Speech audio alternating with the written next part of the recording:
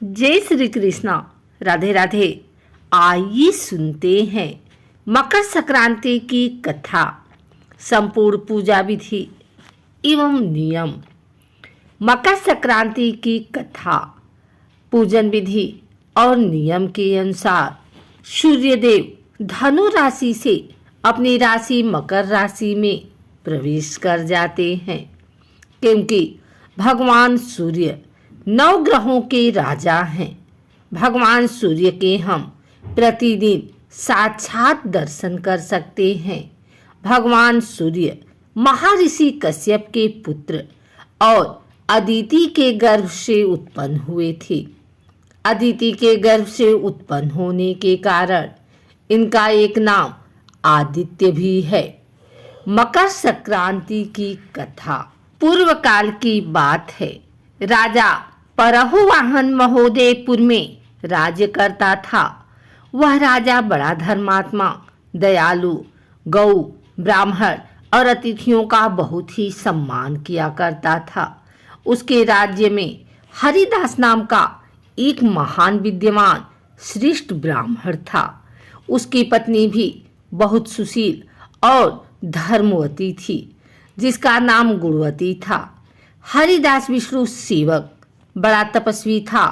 तदनुसार उसकी पत्नी भी विष्णु भगवान की भक्त और पतिव्रता थी। उसने प्रायः सभी प्रसिद्ध देवी देवताओं के व्रत किए, परंतु धर्मराज की यानी धर्मराय नाम से पूजा कभी नहीं की। वह गणेश की, चंद्रमा की, हरतालिका आदि देवी देवताओं, रामजन्म, जन्माष्टमी, शिवरात्रि और शिव की सभी व्रत किया करती थी। बड़ी श्रद्धा से एकादशी का व्रत करती हुई यथाशक्ति दान भी करती रहती थी और अतिथि सेवा से कभी भी विमुख नहीं रहती थी। इस प्रकार धर्मपरायण वह मृत्यु को प्राप्त हुई। इसीलिए धर्म आचरण के प्रभाव से यमदूत उसे आदरपूर्वक धर्मराज की लोक को ले गए। दक्षिण दिशा में पृथ्वी की कुछु पर अंतरिक्ष में धर्मराज का बड़ा भारी नगर है, जो कि पापी लोगों को भयदायक है। धर्मराज का पुर 1000 योजन का है। वह चौकोर है तथा उसके 4 द्वार हैं। वह नाना प्रकार की रत्नों से शोभायमान है। उसमें कई मनुष्य जो कि पुण्य भोगने को गए हैं निवास कर रहे हैं। स्थान स्थान पर गीत सुनाई दे रहे हैं और बाजे भी बज रहे हैं। उस नगर की 7 कोट हैं। उनके बीच में महासुंदर धर्मराज का मंदिर है। वह रत्नों का बना हुआ है और अग्नि, बिजली और वह सूर्य की समान चमक रहा है। उसके दरवाजे की पेड़ियां स्फटिक मणि की हैं।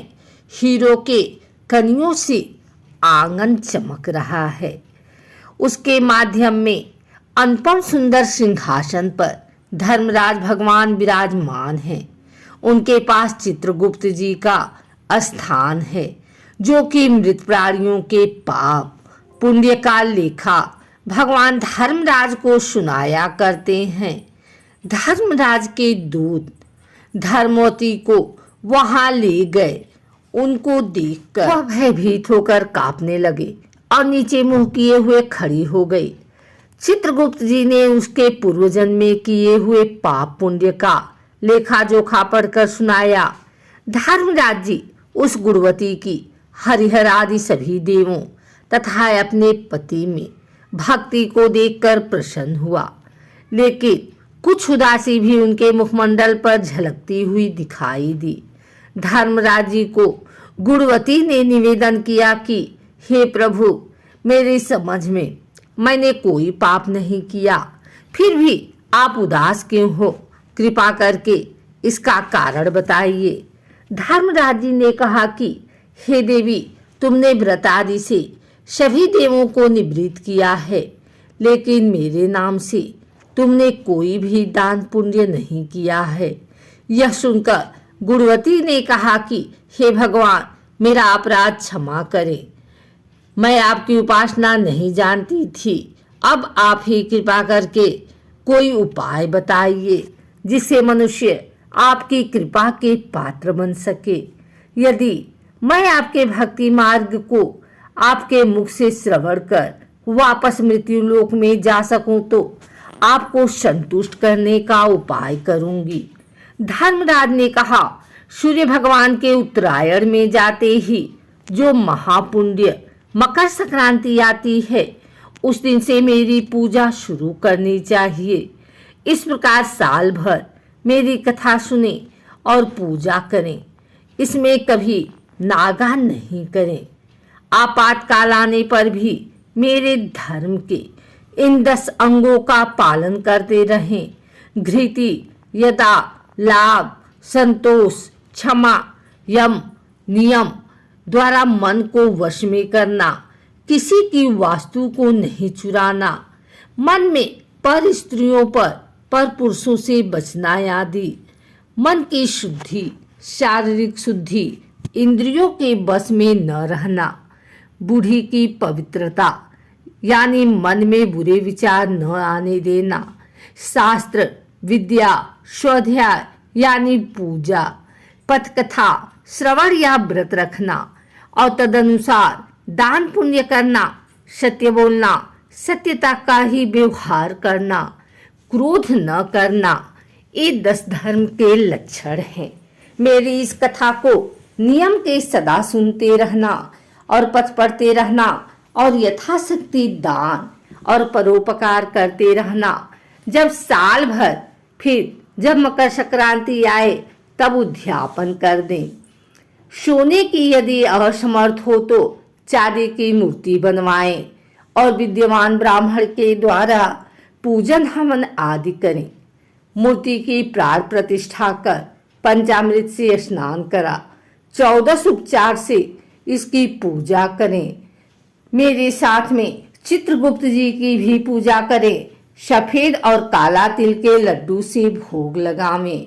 हमारी पुत्रश्री के लिए ब्राह्मण को भी जिमावें। बांस की छावड़ी में 5 सेर धन और अनाज जो मुक्त तुलमानी है भरकर गुरु या ब्राह्मण को भेंट करें। स्वर्ग में जाने के लिए सोने या चांदी की सीढ़ी भी दान करें। सुंदर बनी हुई शैया भी दान करें जिस पर मुलायम गद्दा, तकिया और रजाई हो। इसके सिवाय कंबल, पादुकाएं, बांस की लकड़ी, लोटा, डोर, 5 वस्त्र भी दान देना चाहिए। गौदान की समर्थ हो तो श्वेत या लाल गाय मेरे लिए और काली गाय चित्रगुप्त के लिए दान की जाए। ये दान की वस्तुएं सिर्फ साधारण के लिए है। धनवान व्यक्ति भी दे तो और भी अच्छा है। गुणवती ने भगवान से यह प्रार्थना की कि हे प्रभु, यदि ऐसी बात है तो मुझे यमदूतों से छुड़ाकर फिर से संसार में भेजिए जिसे मैं आपकी कथा का प्रचार कर सकूं। जो ही उसकी प्रार्थना का भगवान धर्मराज ने स्वीकृति दे दी, वैसी ही गुणवती की शरीर में प्राण पड़ गए। फिर उसके पुत्र आदि कहने लगे कि बड़ी प्रसन्नता है कि हमारी माताजी मरकर भी जिंदा हो गई हैं। इसके अनंतर गुणवती ने अपने पति और पुत्र को सब बातें बताई जो कि धर्मराज ने मनुष्यों के कारण के लिए कही थी। खुद ने भी यह व्रत शुरू किया। फिर मकर संक्रांति से ही उसने प्रतिदिन धर्मराज की पूजा और यह कथा आरंभ कर दी। स्वर्ग में जाने के लिए दान पुण्य आदि करना भी शुरू कर दिया। इस प्रकार वह गुणवती साल भर धर्म कथा सुनकर धर्म के 10 अंगों का पालन, मृत्यु के उपरांत वह जब स्वर्ग में पहुंची तो देवताओं ने उसका आदर किया और सदा स्वर्गीय भोगों को भोगती रही। सूर्य जी महाराज ने सभी मुनियों से कहा कि हे मुनियों, जो भी इस धर्मराज व्रत कथा को प्रतिदिन सुनते हैं वे दुखों से मुक्त हो जाते हैं। इसमें कुछ भी संशय की बात नहीं है। मृत्यु काल में यमदूत जो लेने आते हैं वे भी उसको आदर से ले जाते हैं और धर्मराज जी भी उसे सुखी रखते हैं। यदि उन भक्तों के कुछ पाप बाकी हो तो शीघ्र ही पाप नाशक उपाय बताएं, शीघ्र ही पाप मुक्ति में सहायक बन जाएं। गरुड़ पुराण में भी लिखा है कि पापी लोगों को यमदूत महाकष्ट पहुंचाते हुए ले जाते हैं। धर्मराज की कथा करने वाले यमलोक मार्ग में भी कष्ट नहीं पाते।